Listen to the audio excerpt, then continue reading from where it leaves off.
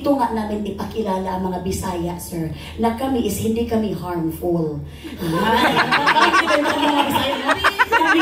You can, actually sir, you can buy one, take one sa mga Bisaya. Marami ka rin maiintindihan sa mga Bisaya culture at mga tradisyon na, ay, parang sa Tagalog din yan ha. Ay, parang ganyan din pala mga Batanggenyo. Parang gano'n.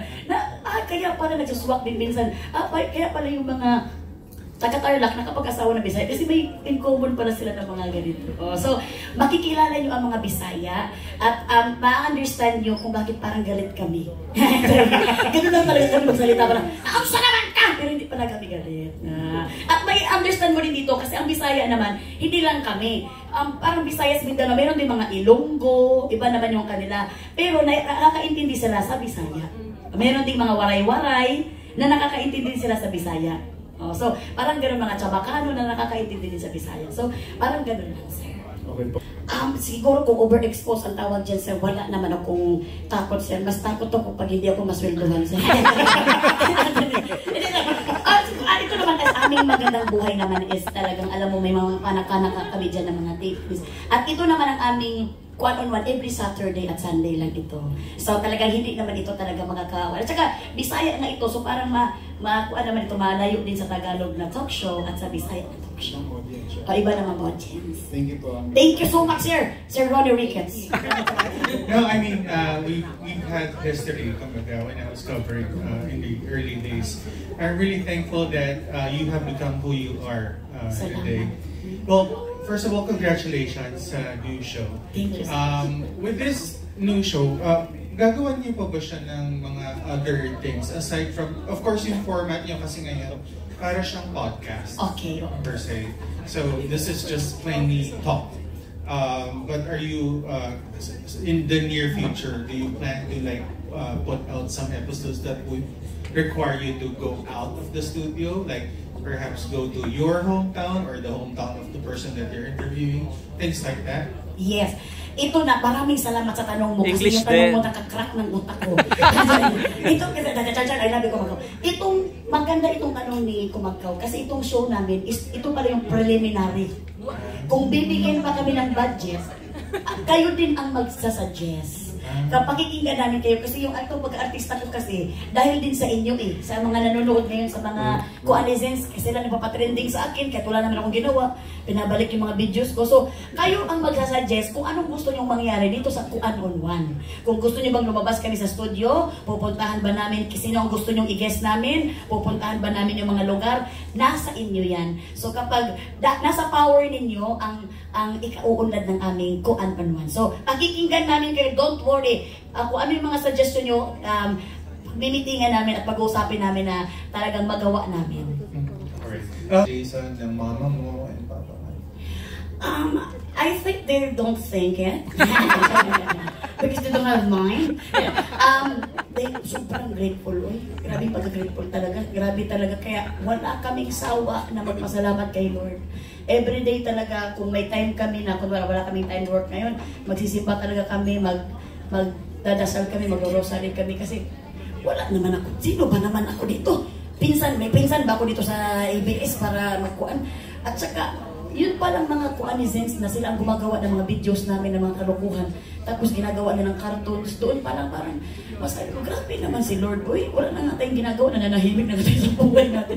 Pero talagang grabe si Lord na ipakilala kami ba para magkaroon ng blessing na kagaya nito. So, ang pamilya ko sobrang grateful sila. Mama ko, papa ko, si Jason, grabe talaga. Sama-sama sa akin sa simba, talagang, God, thank you so much, God. Thank you talaga kay Lord sa mga blessing na binigay niya. Pierre, kay kuan man ito ka ng Bisaya man ito na show. And yung magandang buhay naman is talk show, pure Tagalog, and lahat makaka-relate yun, Bisaya, Tagalog. And kasama ko ang mga mamshi ko na mga different insight na mga mamshi, different kinds of mamshi. At ito namang aming YouTube namin, minsan lang naman kami mag-post na rin na. Minsan pagka may kuan kami, may time kami, yung about family naman yung aming YouTube. Para pinapakilala namin. Actually, ang YouTube namin for memories talaga. So pagdating ng future, may mapapanood kami na, ay, ito yung ginawa natin, ganun. Pero sobrang thank you din sa mga blessing na dumarating sa YouTube namin. What would you... Lason talaga na hanggang ngayon, dalawa na lang sila. Sa mga Milason, grabe talaga. Especially to Ate Lulu talaga, grabe. Sila Ate Grace. Thank you so much ba kay grabe talaga ang yung mga, alam mo yung mga simpleng like, simpleng pagsuporta, simpleng pag-share, sobra ang nabibigay sa aming blessing. At ngayon, sobra nilang mahal kasi ang dalawa naming mga chicken nuggets. Kaya, thank you Lord sa inyo. Wala kami ni Jason talaga dito kung hindi dahil sa inyo. Kaya thank you kay Lord na binigay kayo sa amin. Alright. Thank you so for you. Ang ganda ng tanong ni Sir, no? Kaya dapat sagutin. Mas maganda pa sa mukha ko. Sir, salamat. Kaya feeling ng gano'n? Sobrang overwhelmed, Sir. Talagang kung ako lang ang parang, alam mo yung wala kang alam, pero pinaalam sa'yo.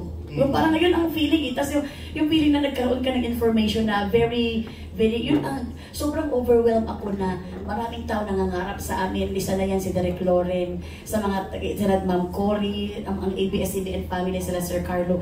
Isa yan sila sa mga nangangarap ng show para sa'yo. Wala namang, pwede naman sila mangarap sa sarili nila, ba't sa akin pa? Tama. Diba? So doon pa lang talaga grabe grateful. Kaya kasama ko sila lagi sa prayers ko. Na good health sila, wag silang pabayaan.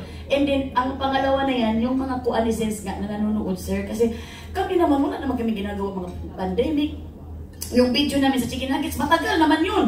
Pero, actually, wala na ng bagong video kasi napanood na namin lahat. Oh, mula sa luma hanggang yun. Oo, masalamat. Pero alam mo yung pinapaulit nila, pinapatrending nila. Kaya may mga endorsement na mga nagtitiwala sa amin dahil sa inyo na pagpa-trending nyo sa amin. Kaya sa inyo pa lang dito na talagang may pangarap para sa aming pamilya. Thank you so much. Huwag kayong mag-alala. We won't let you down. Pero paano mo binabalik yun? Yung gano'n, yung mga tao nag-dream sa'yo, paano mo naman ibinabalik sa kanila yung favor? Siyempre, binabalik ko sa pamamagitan ng pag if ever makita ko sila sa daan sa iba, picture talaga ako. Hindi, kunwari pa ka na, minsan kasi, pinito ko ba yan kayo, minsan ba yan, pagpagod ba yung artista, hindi mo ba ma-blame na ka ng gagano na lang talaga o yung... tama yun. Pero ito, maliit man ito sa inyong paningin, pero kung makita ko kahit magsabi ako na bilisan na lang natin kaya ano pa yung mga anak ko. Minsan nga, meron pa nga atawid yung anak ko na nakatawid na, pero inuna ko pa yung picture-picture. Kasi bakit? Maawa ka naman sa kanila at natuwa sila sa mukha mo. So, alam mo yun, small thing man yun, pero big thing na yun sa akin because oras ko ang tinanggal nun eh. Sa araw-araw ko nakasama ang anak ko, banding ko. Magpapapicture talaga ako, Sir, because dahil sa kanila, kaya sinasabi ko sa mga anak ko, magpapicture kayo dahil ba sa kanila, nag-trending ba tayo. Tama yung ganyang attitude eh. Mas magiging ka talaga kayo. Kahit na picture lang kasi mas mahirap may pag dumating ang time na wala na picture sa iyo. And ito naman is kaunting kasiyahan lang naman. Kahit kaunting kasiyahan naman nagpapicture, kahit may 10 seconds pa yung kuha nila timer. Wala namang problema doon. 10 seconds, may tapos, nagpapicture ako. Gano'n na kayo, 10 seconds. Tapos yung Patrina, siya ay 9 seconds ako, enough na niya. Tawang-tawa lang kami pag nag-uusap kami, tawang-tawa. Pero, yan yung mga small things ba na maibibigay mo man lang. Kasi hindi naman yung nagpa-picture sa'yo para lang inisin ka. Nagpa-picture yan dahil gusto niya may picture ka sa cellphone niya. Ayan. Okay, last na lang. Sure na ba ang pwede ka nang i-level kina Chris Aquino, Tony Gonzaga? Kasi, wow! Kasi sobrang hype. Multi-hyphenated ka na sa dami ng ano mo.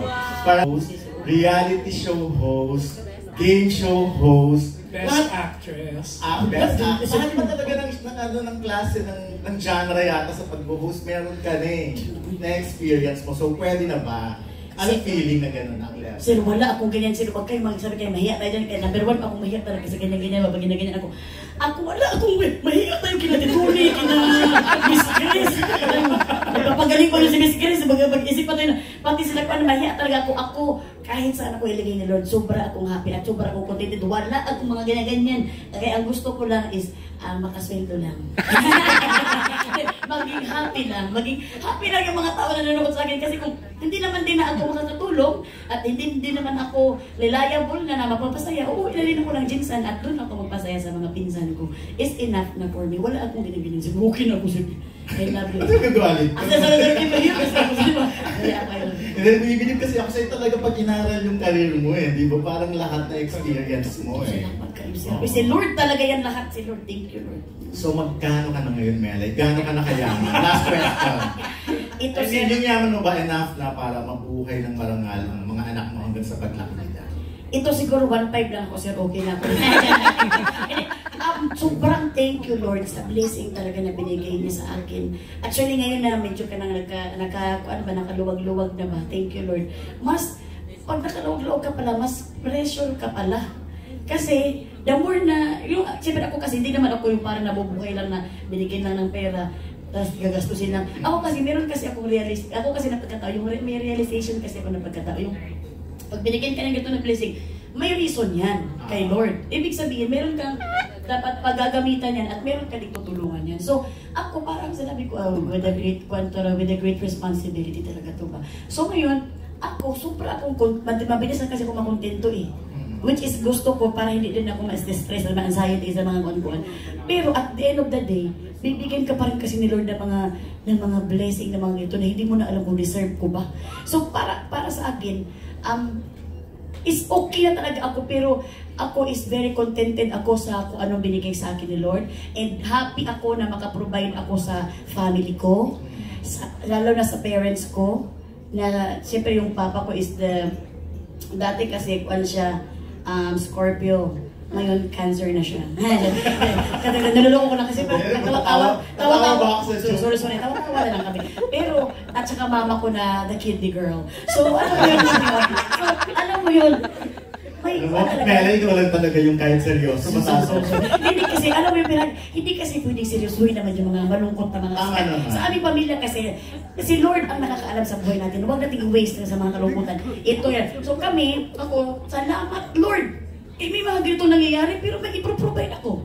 Correct. Sino ang magpo-provide yan? Wala namang mga kapatid ko kung ano naman yun, may mga sarili silang pamilya. So, thank you Lord talaga sa blessing. Kaya hindi talaga tayo pababayaan ni Lord kung hihingi sa Kanya tayo ng tulong. Okay.